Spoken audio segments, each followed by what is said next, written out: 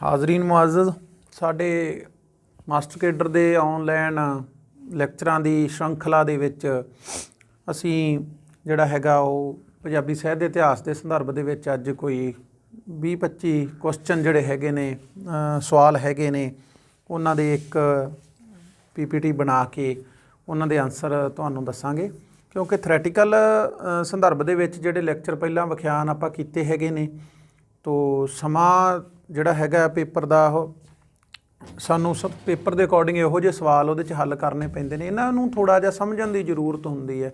ਤੁਸੀਂ ਥਿਓਰੈਟੀਕਲ ਪੱਖ ਨੂੰ ਪੜ੍ਹ ਲੈਂਦੇ ਹੋ, ਠੀਕ ਹੈ, ਸਮਝ ਆ ਜਾਂਦੀ, ਉੱਧਰੋਂ ਵੀ ਆ ਜਾਂਦੀ, ਪਰ ਮੈਨੂੰ ਲੱਗਦਾ ਕਿ ਆਹ ਜਿਹੜਾ ਸਿਸਟਮ ਹੈਗਾ ਬੜਾ ਸੁਖੈਨ ਢੰਗ ਨਾਲ ਅਸੀਂ ਜਿਹੜਾ ਸਵਾਲਾਂ ਨੂੰ ਜਿਹੜਾ ਅਟੈਂਪਟ ਸਹੀ ਢੰਗ ਨਾਲ ਕਰ ਸਕਦੇ ਹੈਗੇ।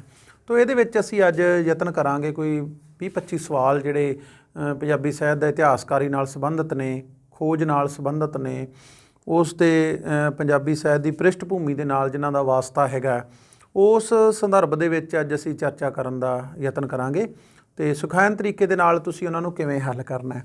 ਸਭ ਤੋਂ ਪ੍ਰਥਮ ਜਿਹੜੀ ਹੈਗੀ ਗੱਲ ਇਹ ਹੈ ਕਿ ਜਦੋਂ ਤੁਸੀਂ ਪੇਪਰ ਨੂੰ ਹੱਲ ਕਰਨਾ ਹੈਗਾ, ਪੇਪਰ ਦੇ ਵਿੱਚ ਬੈਠਦੇ ਹੋ, ਉਦੋਂ ਕੋਈ ਘਬਰਾਹਟ ਨਹੀਂ, ਕੋਈ ਚਿੰਤਾ ਨਹੀਂ, ਕੋਈ ਟੈਨਸ਼ਨ ਨਹੀਂ, ਆਰਾਮ ਦੇ ਨਾਲ ਤੁਸੀਂ ਉਹਨੂੰ ਪੇਪਰ ਨੂੰ ਦੇਖਣਾ ਹੈਗਾ ਜਿਹੜਾ ਤੁਹਾਨੂੰ ਪੇਪਰ ਆਏਗਾ। ਉਹਦੇ ਵਿੱਚ ਜਦੋਂ ਤੁਸੀਂ ਘਬਰਾਹਟ ਜ਼ਿਆਦਾ, ਉਸ ਤੋਂ 1-2 ਦਿਨ ਪਹਿਲਾਂ, 1 ਦਿਨ ਪਹਿਲਾਂ ਪੜ੍ਹਨਾ ਬੰਦ ਕਰ ਦਿਓ। ਜਦੋਂ ਜ਼ਿਆਦਾ ਘਬਰਾਹਟ ਦੇ ਵਿੱਚ ਆ ਜਾਓਗੇ ਤਾਂ ਜਿਹੜਾ ਆਉਂਦਾ ਹੁੰਦਾ ਫਿਰ ਅਸੀਂ ਉਹ ਵੀ ਭੁੱਲ ਜਾਂਦੇ ਉੱਥੇ ਜਾ ਕਰਕੇ।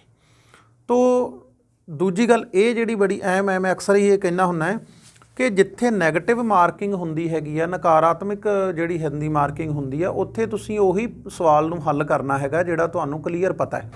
ਜਿਹਦਾ ਤੁਹਾਨੂੰ ਡਾਊਟ ਹੈ, ਜਿਹਨੂੰ ਤੁਸੀਂ ਤੁੱਕਾ ਲਾਉਣਾ ਕਹਿੰਦੇ ਹੋ, ਉੱਥੇ ਤੁਸੀਂ ਤੁੱਕਾ ਨਹੀਂ ਲਾਉਣਾ, ਕਿਉਂਕਿ ਤੁੱਕਾ ਲਾਇਆ ਵਾ ਸਵਾਲ ਜਿਹੜਾ ਤੁਹਾਡੇ ਠੀਕ ਸਵਾਲ ਨੂੰ ਵੀ ਉਹ ਨਾਲ ਲੈ ਡੁੱਬਦਾ ਹੈਗਾ। ਜੇ ਤੁਸੀਂ 4 ਗਲਤ ਕਰ ਦਿਓਗੇ ਤਾਂ ਉਹਦੇ ਪਿੱਛੇ ਤੁਹਾਡਾ 1 ਸਵਾਲ ਉਹਨਾਂ ਨੇ ਕੱਟ ਲੈਣੇ ਹੈਗੇ ਨੇ ਉਹਦੇ ਨੰਬਰ।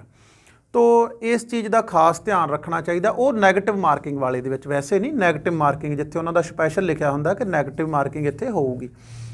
ਤਾਂ ਆਪਾਂ ਕੀ ਕਰਨਾ ਹੈਗਾ ਕਿ ਪੇਪਰ ਨੂੰ ਬੜੇ ਆਰਾਮ ਦੇ ਨਾਲ, ਟੈਨਸ਼ਨ ਤੋਂ ਫਰੀ ਹੋ ਕੇ, ਪਰਮਾਤਮਾ ਦਾ ਨਾਮ ਲੈ ਕੇ, ਸਿਮਰਨ ਕਰਕੇ, ਔਰ ਬੜੇ ਖੁੱਲ੍ਹੇ ਫਰੈਸ਼ ਮਾਈਂਡ ਦੇ ਨਾਲ ਜਿਹੜਾ ਹੈਗਾ ਉਸ ਨੂੰ ਆਪਾਂ ਹੱਲ ਕਰਨਾ ਹੈਗਾ। ਤਾਂ ਪੇਪਰ ਫਿਰ ਉਹਦੇ ਵਿੱਚ ਇਸ ਪ੍ਰਕਾਰ ਤੁਹਾਨੂੰ ਜਿਵੇਂ ਆਉਂਦਾ ਹੈਗਾ, ਆਪਾਂ ਅੱਜ ਇੱਥੇ ਗੱਲ ਕਰਾਂਗੇ।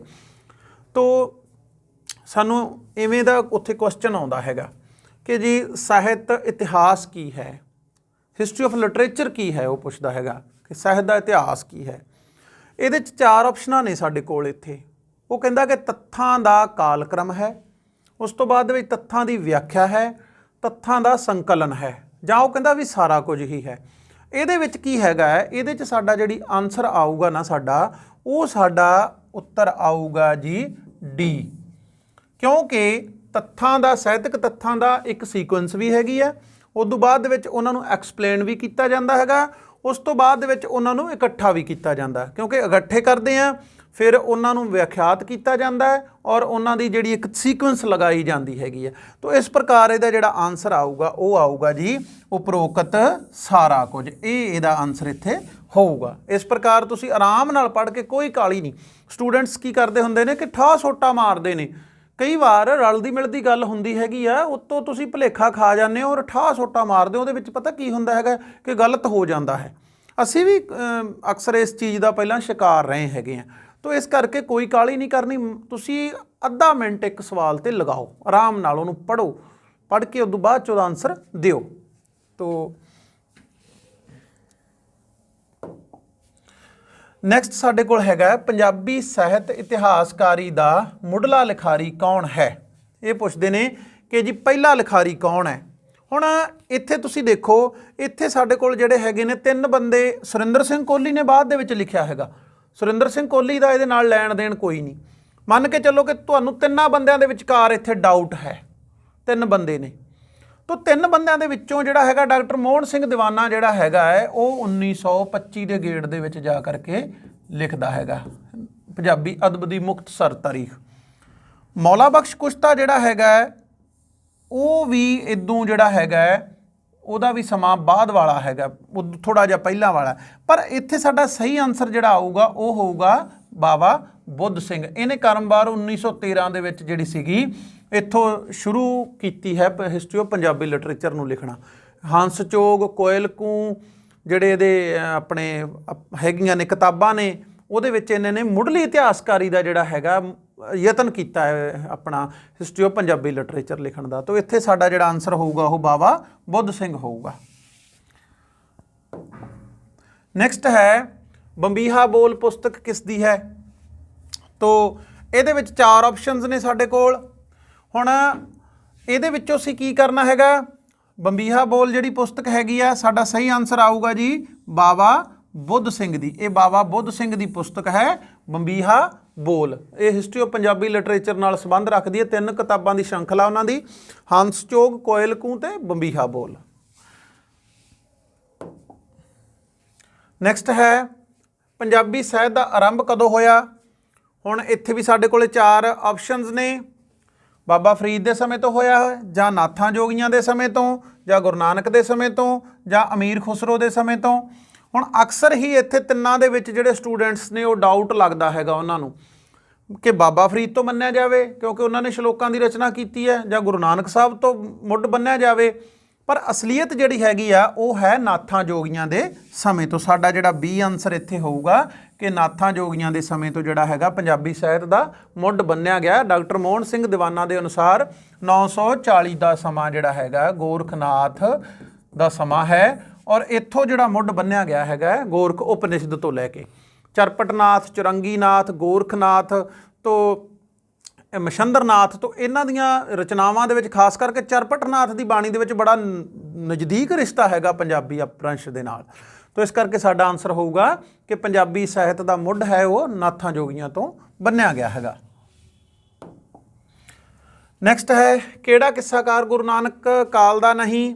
ਇਹਦੇ ਵਿੱਚ ਸਾਡੇ ਕੋਲ 4 ਆਪਸ਼ਨ ਨੇ ਤੇ ਸਾਡੀ ਜਿਹੜੀ ਇਹਦੀ ਸਹੀ ਆਨਸਰ ਹੋਊਗੀ ਇਹ ਹੈ ਅਹਿਮਦ ਯਾਰ ਗੁਰੂ ਨਾਨਕ ਕਾਲ ਦਾ ਕਿੱਸਾਕਾਰ ਨਹੀਂ ਹੈ। ਨੈਕਸਟ ਹੈ ਪੰਜਾਬੀ ਅਦਬ ਦੀ ਮੁਖਤਸਰ ਤਾਰੀਖ ਦਾ ਸਾਹਿਤ ਇਤਿਹਾਸਕਾਰ ਹੈ। ਦਰਅਸਲ ਦੇ ਵਿੱਚ ਇੱਕ ਚੀਜ਼ ਹੋਰ ਰੱਖਣਾ ਹੈਗਾ, ਅਦਬ ਉਰਦੂ ਦਾ ਲਫ਼ਜ਼ ਹੈ, ਅਦਬ ਦਾ ਅਰਥ ਹੁੰਦਾ ਹੈ ਲਿਟਰੇਚਰ, ਔਰ ਉਸ ਤੋਂ ਬਾਅਦ ਦੇ ਵਿੱਚ ਆ ਗਿਆ ਮੁਖਤਸਰ। ਮੁਖਤਸਰ ਹੁੰਦਾ ਹੈਗਾ ਸੰਖੇਪ, ਇਹ ਵੀ ਉਰਦੂ ਦਾ ਲਫ਼ਜ਼ ਹੈ। ਮੁਖਤਸਰ ਹੁੰਦਾ ਸੰਖੇਪ ਬਰੀਫ, ਔਰ ਤਾਰੀਖ ਦਾ ਅਰਥ ਹੁੰਦਾ ਹਿਸਟਰੀ ਇਤਿਹਾਸ। ਤੋ ਇਹਦਾ ਜਿਹੜਾ ਲੇਖਕ ਕੌਣ ਹੈ, ਇਹ ਸਾਡੇ ਕੋਲੇ 4 ਆਪਸ਼ਨਸ ਨੇ। ਹਮੇਸ਼ਾ ਧਿਆਨ ਰੱਖਣਾ ਹੈਗਾ ਇਸ ਚੀਜ਼ ਦਾ ਕਿ ਇਹ ਨਹੀਂ ਕਿ ਜੇ ਕਿਸੇ ਮੁਸਲਮਾਨ ਲੇਖਕ ਦਾ ਨਾਂ ਹੈ ਤੇ ਅਸੀਂ ਉਹ ਜਿਹੜਾ ਉਹਦੇ ਨਾਲ ਹੀ ਜੋੜ ਦੇਣਾ, ਠਾ ਸੋਟਾ ਨਹੀਂ ਮਾਰਨਾ, ਧਿਆਨ ਨਾਲ, ਕਿਉਂਕਿ ਤੁਸੀਂ MA ਪਾਸ ਕੀਤੀ ਹੈ, ਬਹੁਤਿਆਂ ਬੱਚਿਆਂ ਨੇ ਤੁਹਾਡੇ ਵਿੱਚੋਂ, ਤੁਸੀਂ BA ਦੇ ਵਿੱਚ ਵੀ ਤਕਰੀਬਨ ਇਹਨਾਂ ਚੀਜ਼ਾਂ ਨੂੰ ਪੜ੍ਹ ਚੁੱਕੇ ਹੋ। ਤੋ ਇਸ ਚੀਜ਼ ਦੇ ਸੰਦਰਭ ਦੇ ਵਿੱਚ ਸਾਨੂੰ ਪਤਾ ਹੈਗਾ ਕਿ ਇਸ ਕਿਤਾਬ ਕਿਹਦੀ ਹੈ। ਸਾਨੂੰ ਥੋੜਾ ਕਿਤੇ ਨਾ ਜ਼ਿਹਨ ਦੇ ਵਿੱਚ ਸਾਡੇ ਹੁੰਦਾ ਹੈਗਾ ਕਿ ਜੀ ਇਹ ਕਿਤਾਬ ਫਲਾਣੇ ਦੀ ਹੈ। ਤੋ ਇਹਦਾ ਜਿਹੜਾ ਸਹੀ ਆਨਸਰ ਆਊਗਾ ਉਹ ਹੈਗਾ ਡਾਕਟਰ ਮੋਹਨ ਸਿੰਘ ਦੀਵਾਨਾ। ਇਹਦਾ ਸਾਡਾ ਸਹੀ ਆਨਸਰ ਹੋਏਗਾ ਡਾਕਟਰ ਮੋਹਨ ਸਿੰਘ ਦੀਵਾਨਾ। C ਆਪਸ਼ਨ ਜਿਹੜੀ ਅਸੀਂ ਚੁਣਨੀ ਹੈਗੀ ਆ। ਨੈਕਸਟ ਹੈ ਪੰਜਾਬੀ ਸ਼ਾਇਰਾਂ ਦਾ ਤਜ਼ਕਰਾ ਜਿਹੜਾ ਹੈਗਾ ਉਹਦਾ ਲੇਖਕ ਕਿਹੜਾ ਹੈਗਾ? ਤਜ਼ਕਰਾ ਹੁੰਦਾ ਵਾਰ ਜੋ ਵਿਚਾਰ ਕਰਨਾ, ਤਜ਼ਕਰਾ ਕਰਨਾ ਕਿਸੇ ਗੱਲ ਦੇ ਉੱਤੇ, ਐਕਸਪਲੇਨ ਕਰਨਾ ਕਿਸੇ ਚੀਜ਼ ਨੂੰ, ਵਿਵਾਦ ਕਰਨਾ, ਵਾਦ ਵਿਵਾਦ ਕਰਨਾ ਕਿਸੇ ਚੀਜ਼ ਨੂੰ ਦੇ ਉੱਪਰ ਚਰਚਾ ਕਰਨੀ। ਇਹਦਾ ਜਿਹੜਾ ਸਾਡਾ ਸਹੀ ਆਨਸਰ ਹੈਗਾ ਉਹ ਹੈ D ਮੌਲਾ ਬਖਸ਼ ਕੁਸ਼ਤਾ। ਇਹਦੀਆਂ 2 ਕਿਤਾਬਾਂ ਨੇ, ਪੰਜਾਬ ਦੇ ਹੀਰੇ ਤੇ ਪੰਜਾਬੀ ਸ਼ਾਇਰਾਂ ਦਾ ਤਜ਼ਕਰਾ। ਪੰਜਾਬੀ ਸਾਹਿਤ ਦੀ ਇਤਿਹਾਸਕਾਰੀ ਦਾ ਆਰੰਭ ਕਿਸ ਲੇਖਕ ਤੋਂ ਹੁੰਦਾ ਹੈ? ਹੁਣ ਇੱਥੇ ਫੇਰ ਸਾਡੇ ਕੋਲੇ ਜਿਹੜਾ ਆਨਸਰ ਹੈਗਾ ਉਹ ਅਸੀਂ ਇੱਥੇ ਬਾਬਾ ਬੁੱਧ ਸਿੰਘ ਲਾਵਾਂਗੇ। ਇੱਥੇ ਆਊਗਾ ਬਾਬਾ ਬੁੱਧ ਸਿੰਘ। ਨੈਕਸਟ 12 ਮਾਹ ਕਾਵਿ ਰੂਪ ਦਾ ਆਰੰਭ ਕਿਸ ਮਹੀਨੇ ਤੋਂ ਕੀਤਾ ਜਾਂਦਾ ਹੈ? ਤੋ ਜਿਹੜਾ 12 ਮਾਹ ਹੈਗਾ ਇਹਦਾ ਸੰਬੰਧ ਸੰਸਕ੍ਰਿਤ ਦੇ ਖਟ ਰਿਤੂ ਨਾਲ ਹੈ। ਖਟ ਰਿਤੂ ਦੇ ਵਿੱਚੋਂ ਹੀ ਇਹ ਜਿਹੜਾ ਕਨਸੈਪਟ ਉਪਜਿਆ ਪੰਜਾਬੀ ਕਾਵਿ ਦੇ ਵਿੱਚ। ਤੋ ਇੱਥੇ ਸਾਡੇ ਕੋਲ ਉਹਨੇ 4 ਆਪਸ਼ਨਾਂ ਸਾਨੂੰ ਦਿੱਤੀਆਂ ਹੈਗੀਆਂ ਨੇ। ਤੋ ਇੱਕ ਚੀਜ਼ ਬੜੀ ਧਿਆਨ ਹਿੱਤ ਰੱਖਣ ਵਾਲੀ ਹੈ, ਜਿਹੜੇ ਦੇਸੀ ਮਹੀਨੇ ਹੈਗੇ ਨਾ, ਜਿਹੜੇ ਦੇਸੀ ਮਹੀਨਿਆਂ ਦਾ ਆਰੰਭ ਹੁੰਦਾ ਹੈਗਾ, ਜਿਹੜੇ ਦੇਸੀ ਮਹੀਨੇ ਚੱਲਦੇ ਹੈਗੇ ਨੇ ਉਹ ਚੱਲਦੇ ਨੇ ਚੇਤਰ ਦੇ ਮਹੀਨੇ ਦੇ ਕੋਲੋਂ। ਅਸੀਂ ਅੰਗਰੇਜ਼ੀ ਮਹੀਨਾ ਤੁਹਾਡਾ ਜਨਵਰੀ ਚੋਂ ਸਟਾਰਟ ਹੁੰਦਾ ਹੈ, ਪਰ ਜਿਹੜੇ ਦੇਸੀ ਮਾਹ ਹੈਗੇ ਨੇ ਉਹ ਚੇਤ ਤੋਂ ਸ਼ੁਰੂ ਹੁੰਦੇ ਨੇ। ਤੇ ਜਦੋਂ ਚੇਤ ਤੋਂ ਸ਼ੁਰੂ ਹੁੰਦੇ ਨੇ ਤੇ ਇਟ ਮੀਨਸ ਜਿਹੜਾ ਸਾਡਾ ਆਨਸਰ ਵੀ ਇੱਥੇ 4 ਸਾਡੇ ਕੋਲੇ ਆਪਸ਼ਨਸ ਨੇ ਤੇ ਸਾਡਾ ਆਨਸਰ ਇੱਥੇ ਆਊਗਾ ਚੇਤ ਮਹੀਨੇ ਤੋਂ ਜਿਹੜਾ ਹੈਗਾ 12 ਮਾਹ ਦਾ ਜਿਹੜਾ ਹੈਗਾ ਉਹ ਆਰੰਭ ਹੁੰਦਾ ਹੈ ਕਾਵਿ ਦਾ। ਨੈਕਸਟ ਹੈ ਕਿਸੇ ਰਚਨਾ ਵਿੱਚ ਮੁਹਾਤਮ ਦੀਆਂ ਪੰਕਤੀਆਂ ਕਿੱਥੇ ਆਉਂਦੀਆਂ ਨੇ? ਜਿਹੜਾ ਮਹਾਤਮ ਹੁੰਦਾ ਕਿਸੇ ਰਚਨਾ ਦਾ, ਜੋ ਉਹਦਾ ਸਾਰ ਰੂਪ ਹੁੰਦਾ ਹੈਗਾ, ਉਹ ਪੁੱਛਦਾ ਕਿ ਉਹਦੇ ਵਿੱਚ ਕਿੱਥੇ ਦਿੱਤੀਆਂ ਜਾਂਦੀਆਂ ਨੇ ਉਹ। ਸਾਡੇ ਕੋਲ ਇੱਥੇ 4 ਆਪਸ਼ਨਸ ਨੇ, ਉਹ ਆਰੰਭ ਵਿੱਚ ਆਉਂਦੀਆਂ ਨੇ। ਆਰੰਭ ਵਿੱਚ ਮੰਗਲਾਚਰਨ ਹੁੰਦਾ ਹੈ, ਇੱਥੇ ਤਾਂ ਸਾਨੂੰ ਕਲੀਅਰ ਹੈ ਕਿ ਨਹੀਂ ਆਉਂਦੀਆਂ। ਮੱਧ ਵਿੱਚ ਹੁੰਦੀਆਂ ਨੇ, ਮੱਧ ਵਿੱਚ ਟੱਕਰ ਹੁੰਦੀ ਹੈ, ਇੱਥੇ ਵੀ ਨਹੀਂ ਆਉਂਦੀਆਂ। ਔਰ ਲਾਸਟ ਉਹ ਕਹਿੰਦਾ ਕਿਧਰੇ ਨਹੀਂ। ਇਹ ਤਾਂ ਹੋ ਹੀ ਨਹੀਂ ਸਕਦਾ ਕਿ ਕਿਧਰੇ ਨਹੀਂ ਵੀ ਇਹ ਸਹੀ ਹੋਊਗਾ ਆਨਸਰ। ਇੱਥੇ ਸਾਡਾ ਜਿਹੜਾ ਆਨਸਰ ਸਹੀ ਆਊਗਾ ਅੰਤ ਵਿੱਚ। ਇਹ ਕੀ ਹੁੰਦਾ ਹੈਗਾ? ਅੰਤ ਵਿੱਚ, ਉਹਦੇ ਅਖੀਰ ਵਿੱਚ ਆਉਂਦੀਆਂ ਨੇ। ਜਦੋਂ ਤੁਸੀਂ ਪੜ੍ਹੋਗੇ ਨਾ ਚੰਡੀ ਦੀ ਵਾਰ ਨੂੰ, ਪਾਠ ਬਣਾਇਆ ਸਭੇ ਪੌੜੀਆਂ ਫੇਰ ਨਾ ਜੂਨੀ ਆਇਆ ਜਿਨ ਇਹ ਗਾਇਆ। ਦੁਰਗਾ ਪਾਠ ਬਣਾਇਆ ਸਭੇ ਪੌੜੀਆਂ ਫੇਰ ਨਾ ਜੂਨੀ ਆਇਆ ਜਿਨ ਇਹ ਗਾਇਆ। ਗੁਰੂ ਗੋਬਿੰਦ ਸਿੰਘ ਮਹਾਰਾਜ ਦੀ ਰਚਨਾ, ਉੱਥੇ ਉਹਦਾ ਮਹਾਤਮ ਹੈ ਚੰਡੀ ਦੀ ਵਾਰ ਦਾ। ਉਹਦੇ ਲਾਸਟ ਦੇ ਵਿੱਚ 54ਵੀਂ ਪੌੜੀ ਦੇ ਵਿੱਚ ਵਿਆਖਿਆਤ ਕੀਤਾ ਗੁਰੂ ਸਾਹਿਬ ਨੇ। ਨੈਕਸਟ ਹੈ ਗੁਰੂ ਅਰਜਨ ਦੇਵ ਜੀ ਨੇ 12 ਮਾਹ ਦੀ ਰਚਨਾ ਕਿਸ ਰਾਗ ਵਿੱਚ ਕੀਤੀ? ਇੱਥੇ ਸਹੀ ਸਾਡਾ ਆਨਸਰ ਹੋਏਗਾ ਜੀ ਸੀ। ਗੁਰੂ ਸਾਹਿਬ ਨੇ ਮਾਝ ਰਾਗ ਦੇ ਵਿੱਚ 12 ਮਾਹ ਦੀ ਰਚਨਾ ਕੀਤੀ ਹੈ। ਅਸ਼ਟਪਦੀ ਰੂਪ ਕਿਸ ਬਾਣੀ ਵਿੱਚ ਵਰਤਿਆ ਜਾਂਦਾ ਹੈ? ਸਾਡੇ ਕੋਲ 4 ਆਪਸ਼ਨਸ ਨੇ, ਤਾਂ ਇੱਥੇ ਸਾਡਾ ਆਨਸਰ ਅਸੀਂ ਲਾਵਾਂਗੇ, ਇੱਥੇ ਵੀ ਸੀ ਆਏਗਾ, ਸੁਖਮਣੀ ਸਾਹਿਬ ਦੇ ਵਿੱਚ। ਕਿਹੜੀ ਜਨਮ ਸਾਖੀ ਸਭ ਤੋਂ ਪ੍ਰਾਚੀਨ ਹੈ? ਸਾਡੇ ਕੋਲ ਇੱਥੇ 4 ਆਪਸ਼ਨਸ ਨੇ, ਇੱਥੇ ਅਸੀਂ ਜਿਹੜਾ ਸਹੀ ਚੁਣਾਂਗੇ ਉਹ ਸਾਡਾ ਆਏਗਾ ਬੀ, ਪੁਰਾਤਨ ਜਨਮ ਸਾਖੀ। ਪੁਰਾਤਨ ਜਨਮ ਸਾਖੀ ਜਾਂ ਵਲਾਇਤ ਵਾਲੀ ਜਨਮ ਸਾਖੀ, ਇਹ 2 ਜਨਮ ਸਾਖੀਆਂ ਦਾ ਸੁਮੇਲ ਹੈ। ਹਾਫਿਜ਼ਾਬਾਦ ਵਾਲੀ ਜਨਮ ਸਾਖੀ ਐਂਡ ਕਾਲਬਰੁਕ ਵਾਲੀ ਜਨਮ ਸਾਖੀ, ਦੋਵਾਂ ਦਾ ਸੁਮੇਲ ਹੈ, ਇਸ ਕਰਕੇ ਇਹ ਸਭ ਤੋਂ ਪ੍ਰਾਚੀਨ ਮੰਨੀ ਜਾਂਦੀ ਹੈਗੀ ਹੈ। ਇਹਦੇ ਸੰਪਾਦਕ ਨੇ ਭਾਈ ਵੀਰ ਸਿੰਘ। ਇੱਕ ਧਿਆਨ ਰੱਖਣਾ ਹੈ, ਭਾਈ ਵੀਰ ਸਿੰਘ ਇਹਦੇ ਸੰਪਾਦਕ ਨੇ। ਭਾਈ ਵੀਰ ਸਿੰਘ ਦੁਆਰਾ ਇਹ ਸੰਪਾਦਿਤ ਕੀਤੀ ਗਈ ਹੈ। ਕਿਸ ਗੁਰੂ ਜੀ ਨੇ ਕੇਵਲ ਸ਼ਲੋਕਾਂ ਵਿੱਚ ਰਚਨਾ ਕੀਤੀ? ਤੇ ਸਾਡਾ ਜਿਹੜਾ ਆਨਸਰ ਹੋਏਗਾ ਇੱਥੇ ਸੀ ਆਨਸਰ ਹੋਏਗਾ। ਗੁਰੂ ਅਰਜਨ ਦੇਵ ਜੀ ਨੇ ਕੇਵਲ 62 ਸ਼ਲੋਕਾਂ ਵਿੱਚ ਹੀ ਆਪਣੀ ਜਿਹੜੀ ਬਾਣੀ ਉਹ ਰਚੀ ਹੈਗੀ ਹੈ।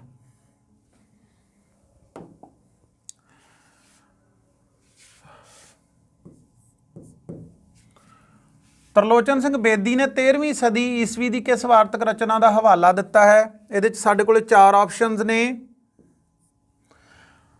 ਇਹਦੇ ਵਿੱਚੋਂ ਸਾਡਾ ਜਿਹੜਾ ਸਹੀ ਉੱਤਰ ਆਏਗਾ ਉਹ ਹੈ ਇਕਾਦਸ਼ੀ ਮਹਾਤਮ। ਸੀ ਆਪਸ਼ਨ ਨੂੰ ਤੁਸੀਂ ਉੱਥੇ ਟਿਕ ਕਰਨਾ ਹੈਗਾ ਜੇ ਕੁਐਸਚਨ ਆਉਂਦਾ ਹੈ। ਨੈਕਸਟ ਹੈ ਗੁਰੂ ਨਾਨਕ ਦੇ ਯੋਗ ਦਰਸ਼ਨ ਦਾ ਲੇਖਕ। ਇਹਦਾ ਜਿਹੜਾ ਸਹੀ ਆਨਸਰ ਹੈ ਉਹ ਵੀ ਸੀ ਹੈ, ਰਣਧੀਰ ਸਿੰਘ ਚੰਦ, ਉਸ ਦੀ ਕਿਤਾਬ ਹੈ ਇਹ। ਨੈਕਸਟ ਹੈ ਸੂਫੀ ਮਤ ਵਿੱਚ ਜ਼ੁਹਦ ਤੋਂ ਕੀ ਭਾਵ ਹੈ? ਜ਼ੁਹਦ ਅਰਬੀ ਦਾ ਲਫ਼ਜ਼ ਹੈ, ਇਸ ਦਾ ਅਰਥ ਹੁੰਦਾ ਹੈ ਤਪੱਸਿਆ। ਤਪੱਸਿਆ ਤੋਂ ਘਰ-ਬਾਰ ਤਿਆਗ ਕੇ ਜੰਗਲ ਵਿੱਚ ਜਾਣ ਨੂੰ ਕਿਹਾ ਜਾਂਦਾ ਹੈ, ਭੋਰਿਆਂ 'ਚ ਵੜਨ ਨੂੰ, ਹਰ ਸਮੇਂ ਗੁਰੂ ਦੀ ਭਗਤੀ ਕਰਨ ਨੂੰ, ਜਾਂ ਫਿਰ ਦੁਨੀਆਦਾਰੀ ਤੋਂ ਬੇਨਿਆਜ਼ ਰਹਿ ਕੇ ਅੱਲਾ ਦੀ ਬੰਦਗੀ ਕਰਨ ਨੂੰ। ਤੇ ਇੱਥੇ ਸਾਡਾ ਆਨਸਰ ਜਿਹੜਾ ਉਹ ਡੀ ਆਏਗਾ, ਦੁਨੀਆਦਾਰੀ ਤੋਂ ਬੇਨਿਆਜ਼ ਰਹਿ ਕੇ। ਕਿਉਂਕਿ ਇੱਥੇ ਗੁਰੂ ਸਾਹਿਬ ਕਹਿੰਦੇ ਨੇ ਨਾ ਕਿ ਅੰਜਨ ਮਹਿ ਨਿਰੰਜਨ ਰਹੀਏ, ਜੋਗ ਜੁਗਤ ਇਮ ਪਾਈਏ, ਜੋਗ ਨਾ ਖਿੰਥਾ ਜੋਗ ਨਾ ਤਾੜੀ, ਜੋਗ ਨਾ ਭਸਮ ਚੜਾਈਏ। ਤੋ ਇਸ ਪ੍ਰਕਾਰ ਅੰਜਨ ਵਿੱਚ ਨਿਰੰਜਨ ਰਹਿ ਕੇ, ਸੁਰਮੇ ਦੀ ਕੋਠੀ ਦੇ ਵਿੱਚ ਵੀ ਮੁਕਤ ਰਹਿ ਕੇ ਦੁਨੀਆਦਾਰੀ ਤੋਂ ਰੱਬ ਦੀ ਜਿਹੜੀ ਹੈਗੀ ਆ ਉਹਦਾ ਜ਼ੁਹਦ ਕਰਨਾ, ਤਪੱਸਿਆ ਕਰਨੀ, ਬੰਦਗੀ ਕਰਨ ਨੂੰ ਜਿਹੜਾ ਹੈਗਾ ਉਹ ਜ਼ੁਹਦ ਆਖਿਆ ਜਾਂਦਾ। ਤੁਸੀਂ ਘਰ ਦੇ ਵਿੱਚ ਰਹਿ ਕੇ ਤਪੱਸਿਆ ਕਰੋ ਰੱਬ ਦੀ, ਇਸ ਤੇ ਸੂਫੀਆਂ ਨੇ ਜ਼ੋਰ ਦਿੱਤਾ ਹੈਗਾ। ਨੈਕਸਟ ਹੈ ਸੂਫੀ ਮਤ ਵਿੱਚ ਤੌਹੀਦ ਤੋਂ ਕੀ ਭਾਵ ਹੈ? ਤੌਹੀਦ ਦਾ ਅਰਥ ਹੁੰਦਾ ਇੱਕੇ ਵਿੱਚ ਵਿਸ਼ਵਾਸ, ਇੱਕ ਚੀਜ਼, ਇੱਕ ਦੇ ਉੱਪਰ ਵਿਸ਼ਵਾਸ ਕਰਨਾ। ਤੋ ਇਹਦਾ ਇਹ ਜਿਹੜਾ ਮਾਇਨਾ ਹੈਗਾ ਜਿਹੜਾ ਹੈਗਾ ਇਹਦਾ ਆਨਸਰ ਸਾਡਾ ਆਏਗਾ ਜਿਹੜਾ ਉਹ ਆਏਗਾ ਇਹਨਾਂ ਵਿੱਚੋਂ ਬੀ ਆਨਸਰ ਆਏਗਾ, ਰੱਬ ਦੀ ਏਕਤਾ ਦੇ ਵਿੱਚ ਵਿਸ਼ਵਾਸ ਕਰਨਾ, ਇੱਕ ਈਸ਼ਵਰੀਵਾਦ ਦੇ ਵਿੱਚ ਹਮੈਤੀ ਹੋਣਾ। ਨੈਕਸਟ ਹੈ ਸੂਫੀ ਮਤ ਵਿੱਚ ਜ਼ਕਾਤ ਦੀ ਕੋਈ ਮਹੱਤਤਾ ਨਹੀਂ। ਪਹਿਲਾਂ ਤਾਂ ਜਿਹੜਾ ਜ਼ਕਾਤ ਹੁੰਦਾ ਹੈਗਾ, ਜ਼ਕਾਤ ਦਸਵੰਧ ਹੁੰਦਾ ਹੈ। ਦਸਵੰਧ ਆਪਣੀ ਕਮਾਈ ਦਾ 10ਵਾਂ ਹਿੱਸਾ ਮੁਸਲਮਾਨ ਨੂੰ ਗਰੀਬਾਂ ਦੇ, ਮਸਕੀਨਾਂ ਦੇ, ਬਜ਼ੁਰਗਾਂ ਦੇ, ਨਿਆਸਰਿਆਂ ਦੇ, ਯਤੀਮਾਂ ਦੇ ਨਾਂ ਦੇ ਉੱਪਰ ਕੱਢਣਾ ਪੈਂਦਾ ਹੈਗਾ। ਉਹ ਮੁਹੰਮਦ ਸਾਹਿਬ ਵੱਲੋਂ ਹਦੀਸਾਂ ਦੇ ਵਿੱਚ, ਸਹੀ ਬੁਖਾਰੀ ਦੇ ਵਿੱਚ ਹਜ਼ਰਤ ਮੁਹੰਮਦ ਸਾਹਿਬ ਸੱਲੱਲਾਹੁ ਅਲੈਹਿ ਵਸੱਲਮ ਵੱਲੋਂ ਫਰਮਾਨ ਅਤਾ ਫਰਮਾਇਆ ਗਿਆ ਹੈਗਾ ਕਿ ਤੁਸੀਂ ਆਪਣੀ ਕਮਾਈ ਦਾ ਜਿਹੜਾ 10ਵਾਂ ਹਿੱਸਾ ਹੈਗਾ ਉਹ ਗਰੀਬਾਂ ਦੇ ਨਾਂ 'ਤੇ ਤੁਸੀਂ ਆਪਣਾ ਦਾਨ ਦੇਣਾ ਹੈ, ਉਸ ਨੂੰ ਜ਼ਕਾਤ ਕਹਿੰਦੇ ਨੇ। ਤੇ ਸੂਫੀ ਮਤ ਦੇ ਵਿੱਚ ਜਿਹੜਾ ਹੈਗਾ ਵੀ ਉਹ ਪੁੱਛਦਾ ਕਿ ਇਹਦੀ ਮਹੱਤਤਾ ਹੈ ਕਿ ਨਹੀਂ। ਇਹਦਾ ਸਾਡਾ ਸਹੀ ਆਨਸਰ ਆਊਗਾ ਸੂਫੀਆਂ ਨੇ ਜ਼ਕਾਤ ਨੂੰ ਜਿਹੜੀ ਹੈਗੀ ਉਹ ਮਾਨਤਾ ਦਿੱਤੀ ਹੈਗੀ। ਇੱਥੇ ਅਸੀਂ ਸੀ ਨੂੰ ਟਿਕ ਕਰਾਂਗੇ। ਨੈਕਸਟ ਹੈ सूफी मत विच वजूद तो की भाव है? वजूद हुंदा है अपना आप, अपना आप, वजूद अपना आप। वो पुछदा कि की है? साधक अपने वजूद की देखभाल विच ही ना लगे रहन, वजूद ने नाश होना ऐसा अनुभव करना। वो अवस्था जिसका नाम है, वो अवस्था का नाम वजूद है जो सूफी मालिक रूहानी कैफियत का एहसास करना शुरू कर दिंदा है। तो साडा जिहड़ा आंसर आएगा इत्थे सी आएगा। इत्थे जो रूहानी कैफियत जिहड़ी हैगी आ उहदा इल्हाम का जिहड़ा एहसास होना शुरू हो जाता उसनूं वजूद आख्या जाता। भाव अपने वजूद नूं पछाण लैना। बंदे आप नूं पछाण तां रब मिलन आसान जिहड़ा हैगा सूफी कवि जिहड़ा शाह हुसैन दीआं पंक्तियां ने जो तुसीं वजूद नूं पछाण लैंदे हो। बाबा फरीद कहंदे ने वसे रब हयाली है, अनल हक दी अवस्था जिहड़ी वो वजूद है। वर्णमाला के आधार पर किहड़ा काव्य रचिया जाता है? ये साडे कोल 4 ऑप्शनस ने। सही आंसर इहदा आएगा साडा सी हरफी। सी हरफी का अर्थ हुंदा 30 अखरां वाली रचना, अखरां वाली रचना। सी हरफी, इत्थे सी जिहड़ा अर्थ है अरबी दे विच अर्थ हुंदा 30 ते हरफ हुंदे ने, जिहड़े हरफ हुंदे ने वो हुंदे ने अखर। हरफ का मतलब हुंदा अखर। 30 अखर होण जिहदे, ਜਦੋਂ ਤੁਸੀਂ पढ़ते हो ना पूर्ण भगत का किस्सा अपने दा कादर यार दा, ਉਹਦੇ ਵਿੱਚ ਉਹ ਲਿਖਦਾ है अलफ तो शुरू करता है। अलफ अलफ आख सकी सियाल कोट अंदर पूर्ण पुत सलवान ने जाया ही। ये सी हरफी हैगी है जो तुसी इस तरह की रचना पढ़ते हो। अरबी के अखर मूहरे लिखे होंगे ने। जो तुसी कादर यार की सी हरफी पढ़ते हो ना, हरी सिंह नालवा ਉਹਦੇ ਵਿੱਚ ਜਿਵੇਂ ਲਿਖਦਾ ਨੂਣ ਨੂਣ निकल चल किले दे वल घोड़े असी पावना नहीं दूजी वार, फेरा गोली वज गई कहर कलूर वाली जख्मी हो गया शाह सवार तेरा। तो इस प्रकार के जिहड़े अरबी के अखरां नाल शुरू होने वाला काव्य बंद हुंदा उसनूं सी हरफी कहंदे ने। नैक्सट है किस काल नूं पंजाबी साहित्य की संक्रांति का काल कहा जाता है? भाव भी पंजाबी साहित्य दे जिहदा उत्तम मन्निया जाता है, जिहदे विच पंजाबी साहित्य का बड़ा सुनहरी काल हैगा। इहदे च 4 ऑप्शनस ने साडे कोल। ਇਹਦੇ ਵਿੱਚੋਂ ਸਾਡਾ ਜਿਹੜਾ ਆਨਸਰ ਹੋਏਗਾ ਉਹ ਹੋਏਗਾ ਜੀ ਸਾਡਾ ਸੀ। ਅੰਗਰੇਜ਼ੀ ਜਿਹੜਾ ਕਾਲ ਦਾ ਪਹਿਲਾ ਅੱਧ ਉਸ ਦਾ ਜਿਹੜਾ ਕਾਲ ਹੈਗਾ ਉਹ ਸੰਕ੍ਰਾਂਤੀ ਦਾ ਕਾਲ ਮੰਨਿਆ ਗਿਆ ਹੈਗਾ। ਜਿਹੜਾ ਹੈਗਾ ਇਸ ਤਰ੍ਹਾਂ ਅਸੀਂ ਇਹਨਾਂ ਸਵਾਲਾਂ ਦੇ ਉੱਤਰ ਤੁਹਾਨੂੰ ਦਿੱਤੇ ਹੈਗੇ ਨੇ। ਤਾਂ ਸਵਾਲ ਤੁਸੀਂ ਐਵੇਂ ਹੱਲ ਕਰਨਾ ਹੈ, ਚੀਜ਼ ਨੂੰ ਦੇਖਣਾ ਹੈਗਾ ਕਿ ਕਿਸ ਪ੍ਰਕਾਰ ਉਹਦੇ ਵਿੱਚ ਕਹਿਣਾ ਕੀ ਚਾਹਿਆ ਉਹਨੇ, ਉਹਦਾ ਰਲਦੀ ਮਿਲਦੀ ਗੱਲ ਕਿੱਥੇ ਹੈਗੀ ਹੈ। तो इस तरह तुसी जिहड़ा हैगा बिना किसी इस तो अगे असी कंटिन्यू करांगे, PPT अगे चालू करांगे। तो हौली हौली असी 50 सवाल तुहानूं बना के अगे दसांगे। इस संदर्भ दे विच ही आपां 50 दीआं PPTs पावांगे। थोड़ी जी तकनीकी प्रॉब्लम करके, थोड़ी जी तकनीकी खराबी करके असी इत्थे 20 सवालों का फिलहाल साडा जिहड़ा पहला सीगा यह यतन सीगा, मुढ़ला प्रयतन सी। इस तो अगे असी 50 सवाल करके होर अगे PPTs तुहानूं दिंदे रहांगे। धन्नवाद।